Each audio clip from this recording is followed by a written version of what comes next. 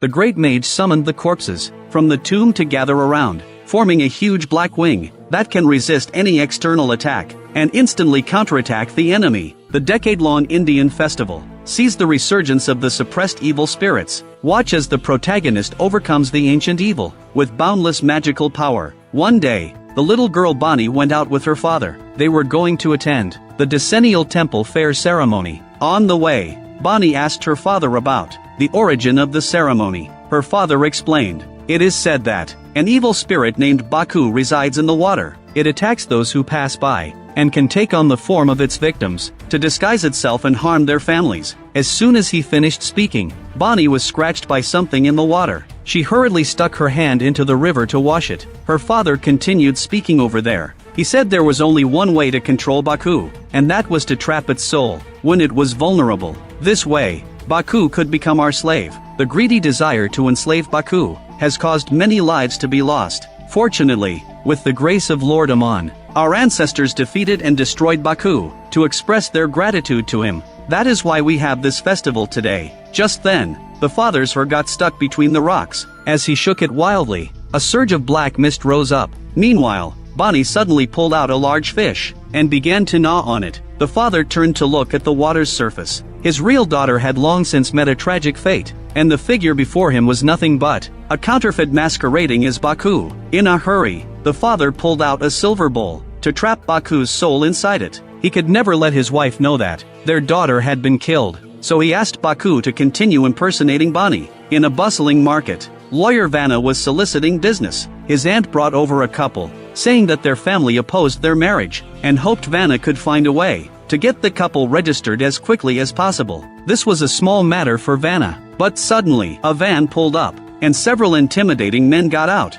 To his shock, it was Boss Tang. The girl was the daughter of a local gang member. Vanna didn't dare to act. "Better hurry home and listen to your father," he advised. Boss Tang's men came over to grab the daughter and kicked the groom away. Just then, Boss Tang shouted his daughter's name, Selvi. Vanna's attitude changed instantly. He rushed in to save Selvi. At this moment, he transformed from a lawyer into a fighting champion. With a single punch, every person he hit spun 3.5 times in the air before hitting the ground. Selvi looked completely bewildered. She asked her aunt, "What got into Vanna? He was just unwilling to get involved a moment ago." Her aunt explained, "Vanna has a sister named Selvi as well. She ran away with a man many years ago. Vanna cared deeply for his sister, so even if it was someone with the same name, he would take extra care of her." Over here, Vanna looked even more formidable than Captain America. In just a few moves, he drove Boss Tang away. Meanwhile, his sister Selvi had already had 2 children with the man from back then. A family of 4 was full of love and envy to others. One day, Selvi's husband went out for a run.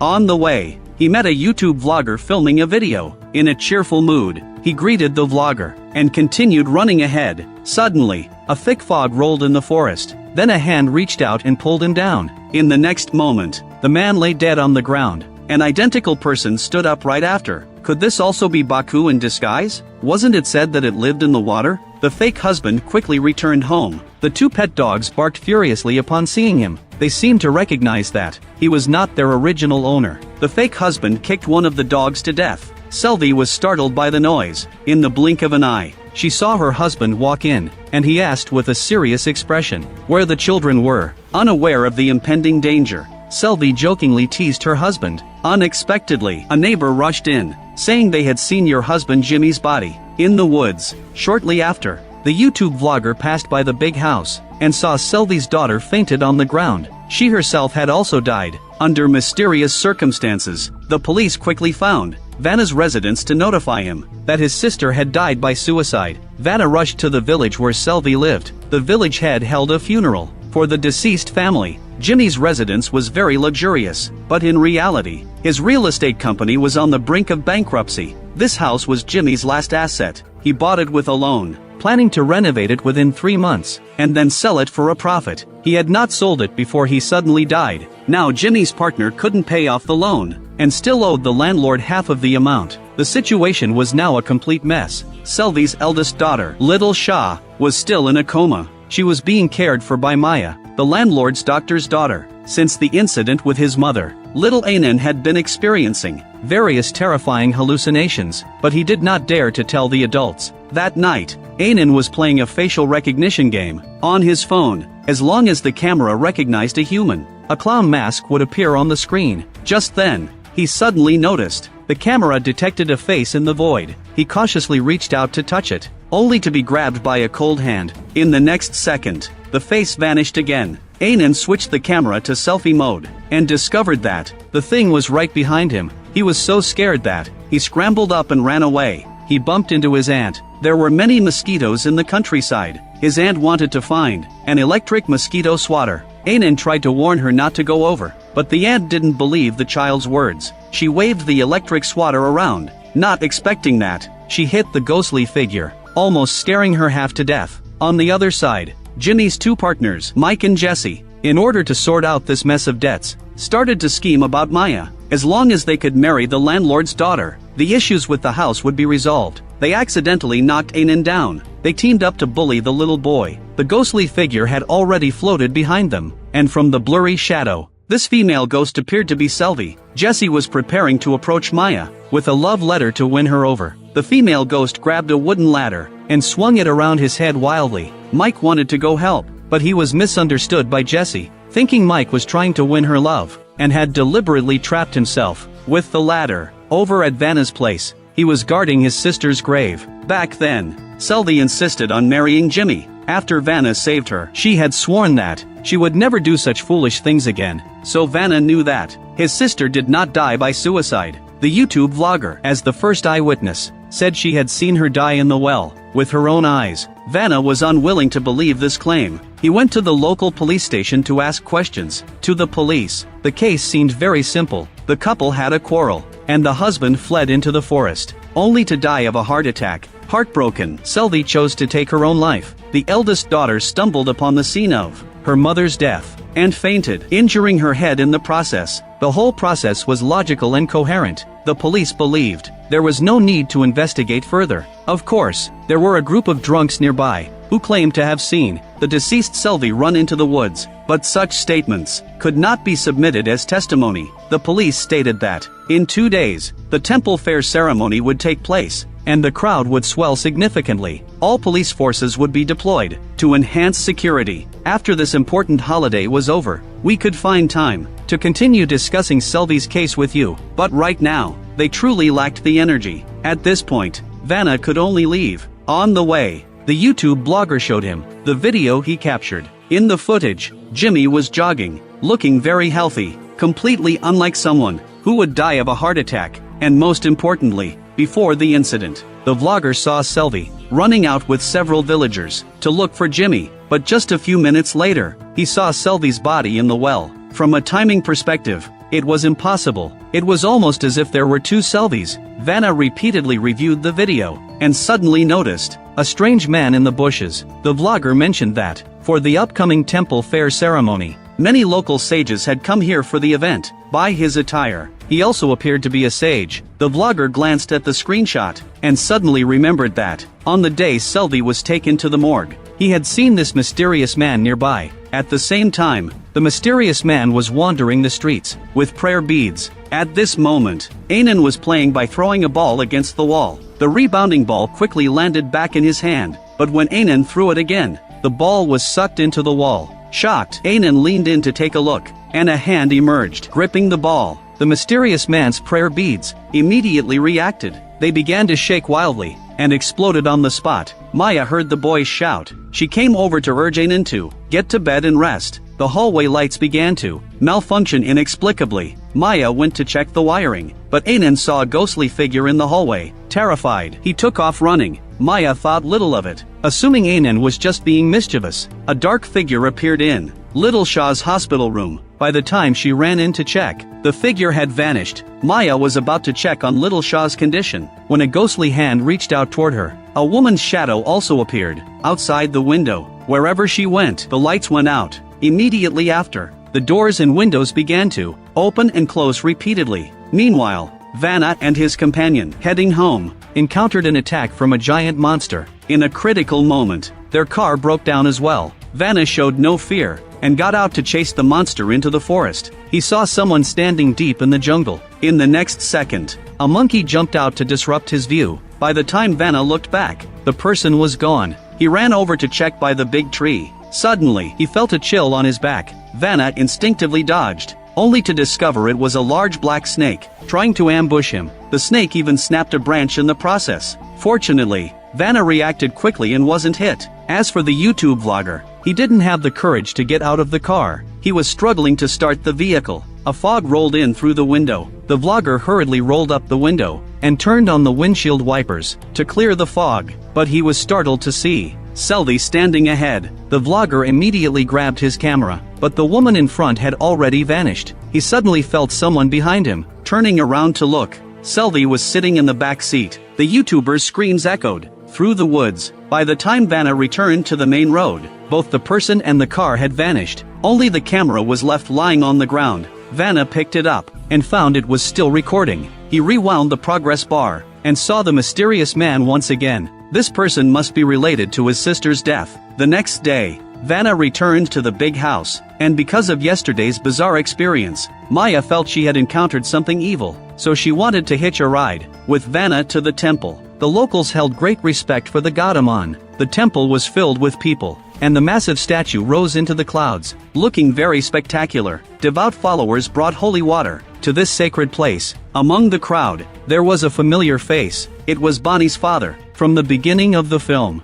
Vanna had no intention of joining the commotion, and after dropping off Maya, he drove away. As he passed by the woods from last night, a wild dog suddenly dashed past him, with a yellow sneaker in its mouth. Crows circled in the sky not far away. These birds always liked to feast on carrion. Vanna followed the crows to their location, and saw the YouTuber's car. In just one night, the inside of the car was in disarray. The YouTuber's body hung upside down from a thick tree branch, and his shoes were nowhere to be found. Vanna immediately called the police. The YouTuber was the local village chief's son, so the police department worked efficiently. As the last person to have contact with the deceased, of course, he was the prime suspect. He showed the police the footage from the camera to explain. Unexpectedly, Vanna suddenly caught sight of the mysterious man. He immediately chased after him, but the surrounding grass was taller than him. In no time, the mysterious man vanished. Seeing the stranger flee nervously, the police decided to investigate further.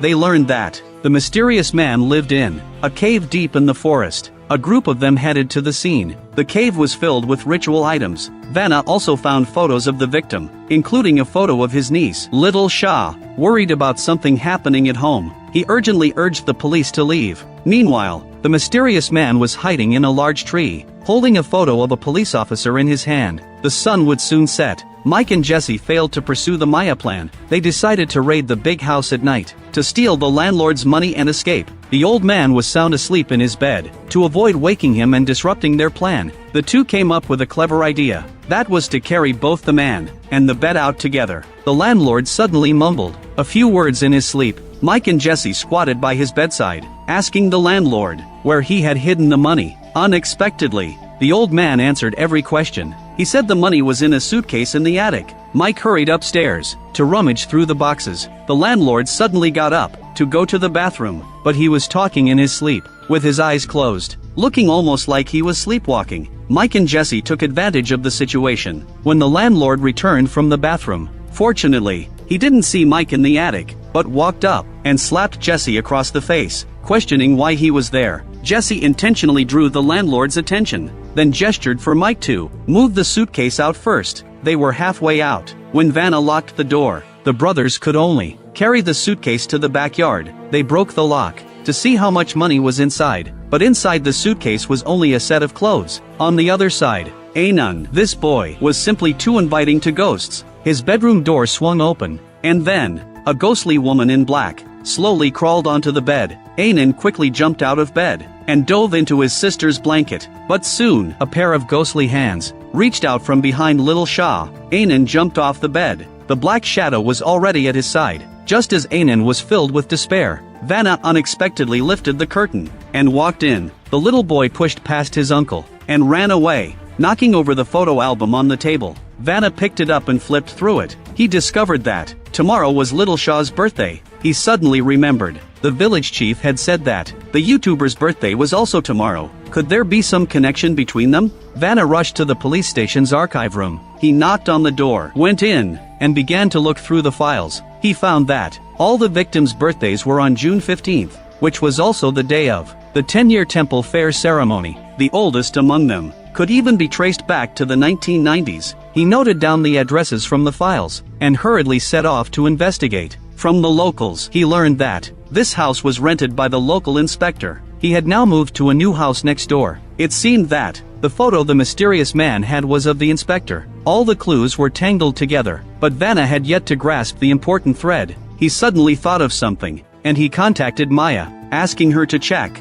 if Little Shah had a red birthmark on her body. Unexpectedly, Little Shah really did have one on her back. Vanna explained to Maya that he had seen a red birthmark on the YouTuber as well, and also on the inspector. The three of them shared the same birthday and the same birthmark. Vanna had a foreboding feeling that something would happen to Little Shah tonight. He urged Maya to keep a close eye on his niece. He went to the temple fair to look for help. Not long after Vanna left, Bonnie's father suddenly arrived. He claimed that his daughter was missing and had to pray to the statue of Gaudaman. He said that if he offered beetle leaves to 6 pure girls, his daughter would be safe. Maya wanted to advise the uncle to call the police quickly, but unable to resist his pleading, she accepted the beetle leaves. The uncle also wanted to give a portion to Little Shah in the house. How did this stranger know there was someone in the house? Maya tried to stop him, but he stubbornly pushed his way inside. As they walked halfway, the chandelier on the wall suddenly exploded. Ignoring their pleas, he walked toward the room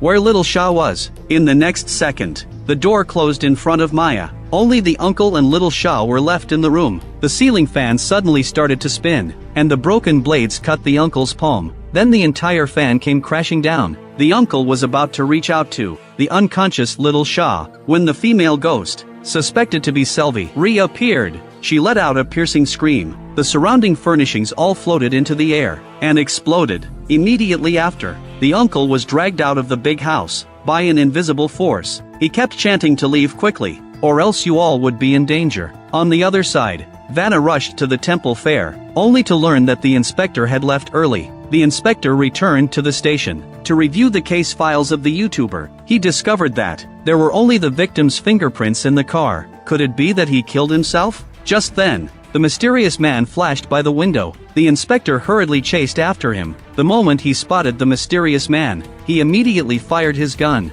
Vanna, who had already arrived at the police station, heard the gunshots and ran into the woods following the sound. At this moment, the mysterious man blew a powder at the inspector, and the inspector fainted on the spot. By the time Vanna arrived, he happened to catch the mysterious man casting a spell. He swung a stick at him, pinning the mysterious man down and giving him a beating. The man claimed, "I am saving people." The mysterious man was not lying, because in the next second, the inspector floated into the air. Little Shah at home also began to convulse. The inspector soon fell to the ground and died. Fortunately, Little Shah opened her eyes. Under the protection of her mother's ghost, the mysterious man was taken back to the police station. He claimed to come from Mount Kailash, and that his family had been dedicated to eliminating evil forces for generations. Hundreds of years ago, there was an evil spirit named Baku in Assam, captured by their ancestors. Bonnie's father unfortunately released it, and even had Baku impersonate his daughter. It was not until the villagers found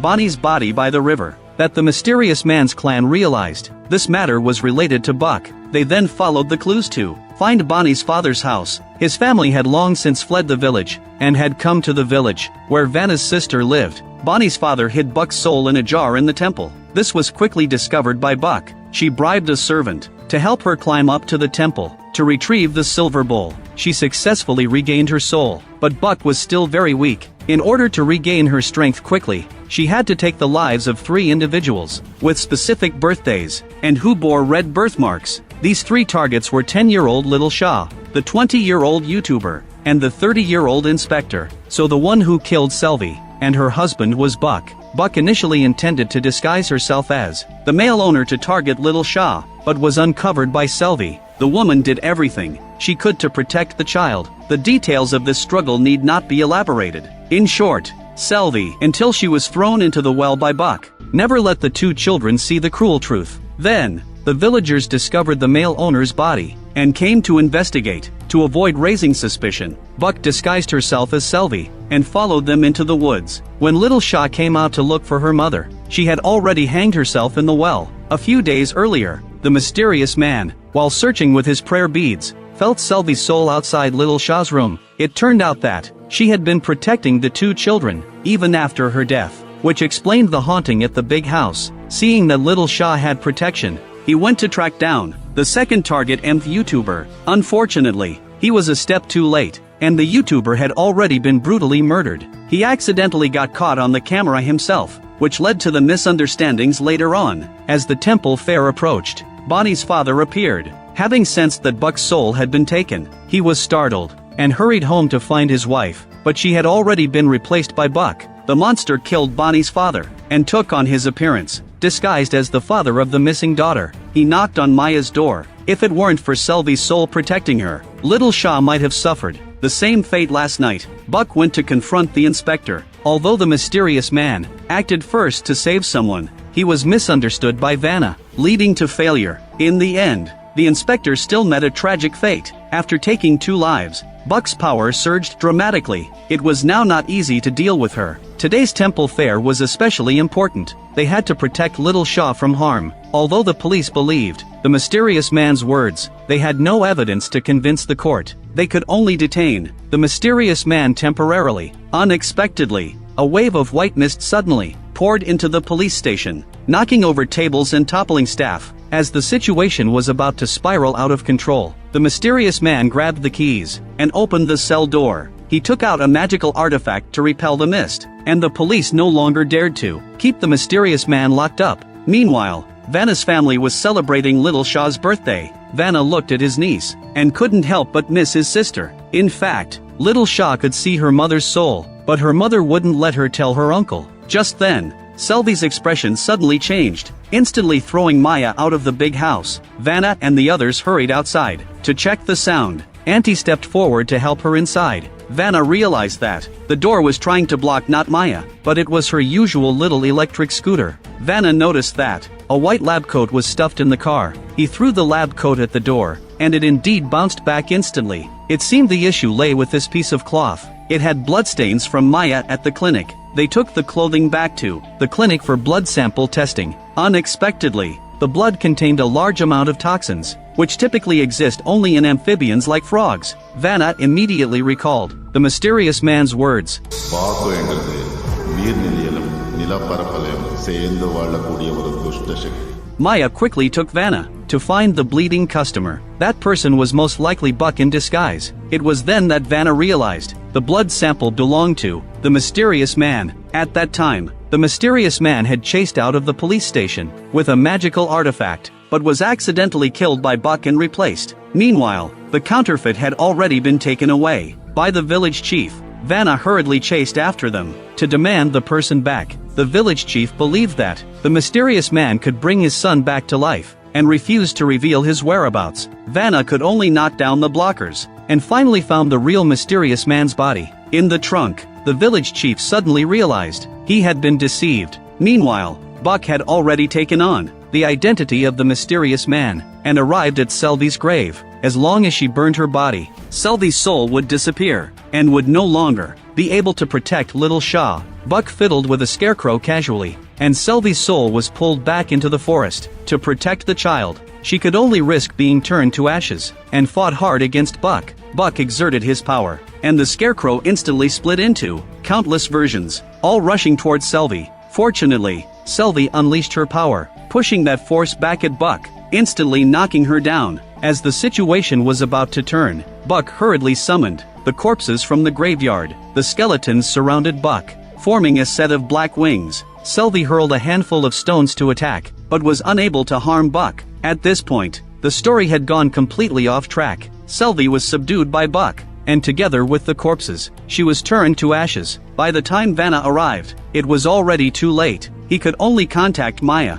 to warn her about the mysterious man. He explained that the other party was Buck in disguise. Then he hurried back. Unfortunately, Buck had already arrived at the big house. Maya and the others couldn't stop him at all. The landlord was even more ridiculous. Thinking that Buck was there to view the house, he politely invited Buck inside. Maya instructed Mike, Jesse, and the others to come up with a way to distract Buck. She first went to check on Little Shaw. This posed quite a challenge for Mike and the others. Their combined courage was smaller than that of a mouse. They either begged for mercy on their knees, or were slapped wildly. When Buck arrived at Little Shaw's room, he found that she had already been moved by Maya. Maya led the girl to the temple fair, where festivities were in full swing, lively and colorful. Maya and the girl blended into the crowd to avoid Buck, but soon they were discovered by Buck. Fortunately, the singing and dancing reached a climax, disrupting Buck's line of sight. Maya took the opportunity to hand Little Shaw over to Vanna.